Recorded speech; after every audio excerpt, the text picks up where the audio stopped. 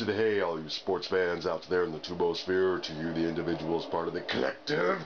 Welcome to Fast Track Sports Rock Highlights here on Talk Radio version of the OMSR.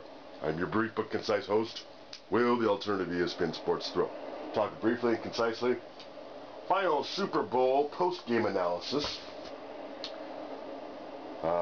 reaction to, from the herd, and no parity in NFL football. Alright, I always do a little show like this. You end up with a significantly longer highlight reel and let you know the clipboard are coming up and the whys and wherefores. So the least you can do is hear me out. Always and only and always 2 to 3 minutes. That's all due to the fabulous OMSR sponsor being the DMCA, Digital Millennium Copyright Act. So many thanks to them. All the video highlights courtesy to ESPN and the herd. All Colin. Thank you. Alright.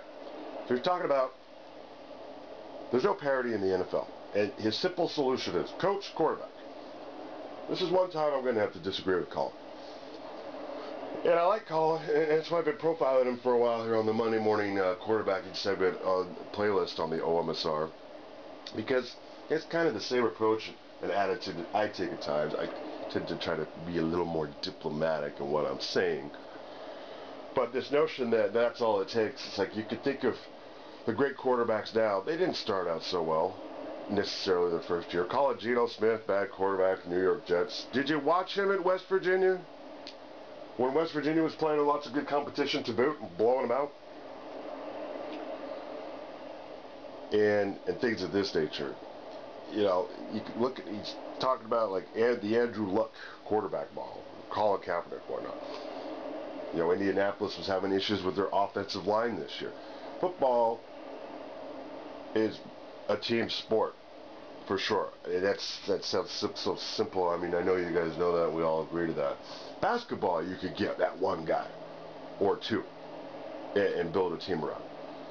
Football, you can have a great offense, but if your defense struggles at times, sooner or later your quarterback's not going to be able to outscore the opposition.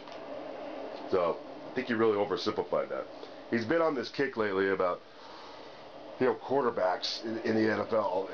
It's a running theme on at least, I don't know, the last 4 or 5 episodes here on Monday morning quarterbacking segment where it was taken from the herd. All right, that's it. Thanks for watching. No silly DUIs while you're out there. From the OMSR, trying to bring you the best 2 and 3 hour sport events or news clips, sport news clips in only 8 to 12 minutes. Roll clips. It doesn't matter how much money we share in the... This is why I'm a fiscal conservative. It doesn't matter if you take up 50 grand a year from my pocket and give it to a guy that's not focused, smart, or driven. He'll lose it. It doesn't matter. It doesn't. You want to know why the rich get richer? Because they're driven and they're focused. You can't take everybody and you can't legislate even for everything. You can do all you want with the NFL and parity. It doesn't matter. Robert Kraft is smarter than the other owners. Bill Belichick's smarter than the other coaches. Tom Brady's better than the other quarterbacks. You can't legislate even with everything. There's 600,000 attorneys in this country. There's about 8,000 great ones. And they'll be the same guys who are great next year, and the year after, and the year after. They're smarter, and they're more focused, and they're more driven. You know what I mean? You can't legislate everything. Even in socialist countries, there's hierarchies. I mean, even in Canada, where they got a medical system that's... No, it's not. The rich people in Canada pay under the table or come down to this country to get their MRIs. It's a 2-tiered medical system in Canada, just like it is here. They'll give you a press release saying it's not, but Canadians, their health system is 2-tiered just like us. The rich get a certain standard and certain access, and the poor don't. They wait in lines. You're poor in Canada, you'll wait 4 months for a teeth cleaning. You're rich in Canada, you'll get an MRI next weekend. Who's kidding who? Everybody wants to create absolute parity. It doesn't exist. So why fight it constantly? I mean, seriously, go ahead and tax Trump. Go ahead, do it. He's still Trump. He's still going to figure out a way to buy and sell and fool and manipulate. And, I laugh at this whole thing about the NFL's got parity. No, they don't. Want to make a bet? $1,000. Charity of your choice. Denver's winning their division next year, and so is New England. And so is either Seattle or San Francisco. And so are the Saints or the Falcons or Carolina. It won't be Tampa. I mean, okay, let me give you this. This year I picked 6 of 8 division winners. Oh, there's so much parity. How did I do that? I looked at the best quarterback in every division. It's what I've been doing for a decade. And in the last 5 years, it's gotten absurd. Like in the NBA. Well, Chris Bosh and Wade and LeBron. Stars want to play with stars. They don't want to go to Cleveland. They do want to go to L.A. You're not going to change that. You can't change weather and topography and geography. You can't change that. More people want to retire in Phoenix than Minneapolis. You know what? Ask the guys upstairs to change the weather. Sorry, that's the way it is. And everybody's afraid to say it. There is no parity. There's not parity in business. There's not parity in life. There's not parity in people. By the way, Drew Bledsoe on the show yesterday, he said, you know, as far as the Seahawks dynasty, you got to take care of certain players. If the Seahawks are going to continue and if they're going to have, success next year, there are a couple of special players they're going to have to take care of. You know, Earl Thomas is really, really unique. Absolutely. But I'll tell you this, you don't have to take care of very many of them. Take care of Pete Carroll, Russell Wilson, and maybe a couple of their defensive secondary guys. That's it. Never forget, the Patriots got to the AFC Championship without Gronk, Vince Wilfork, and Gerard Mayo. Arguably the best player. Gronk, according to Vegas, isn't worth a point a game. So, you know, it's like when you flip homes. Upgrade the kitchen. Everything else, debatable. You flip homes for a living, upgrade kitchens. Make the wife walk in and go, wow, you'll sell the home. Everything else is debatable. Master bath, debatable. Landscaping, won't get your money back. Basements, kitchens, absolutely. It's the same in the NFL. Get your quarterback figured out. Everything else sings. Everything else walks. It doesn't matter. So the parity thing, by the way, I'll never forget a year ago, certain members of the New York media, you've got to re-sign Darrelle Revis. The Jets have to re-sign Darrelle Revis. Why? He's a corner.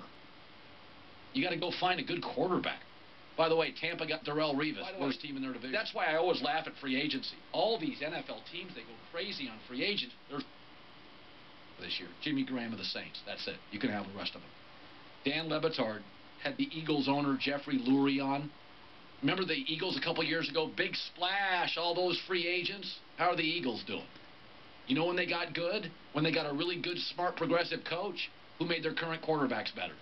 Here's Le Batard and Jeffrey Lurie, the Eagles owner. What would you point to and say is the dumbest money you've ever spent? Might have been a few years ago with us in free agency. All these high-priced, famous guys, and very few played to their potential, and just wasn't a way to go, and it was all poor money spent. Oh, it's Namdi. You're thinking of Namdi. Say the quarterback's name.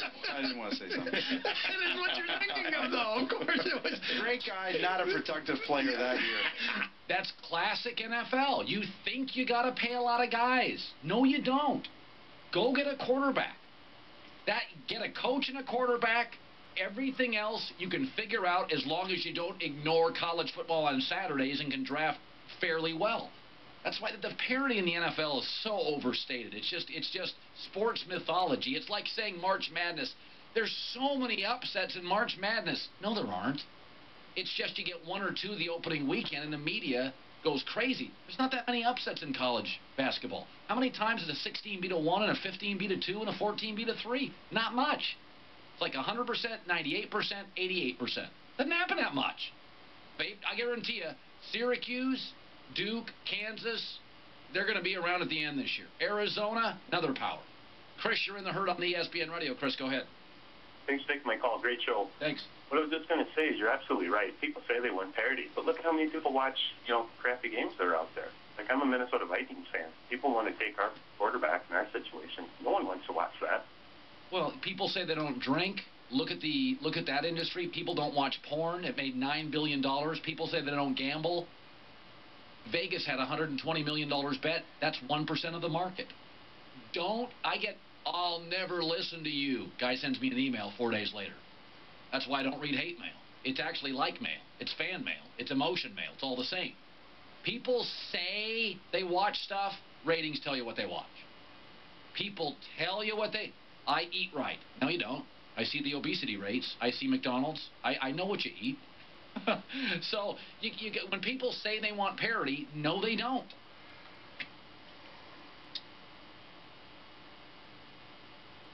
Us in the national championship. That they want to see Syracuse do. That's what their eyeballs go to.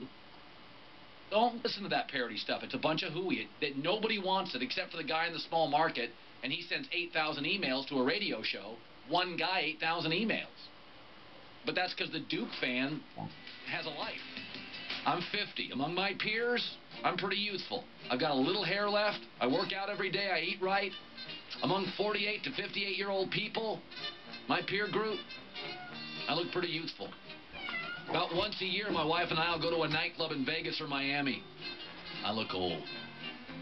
Peyton Manning last night was the old guy, pants up a little too high, walked into a nightclub.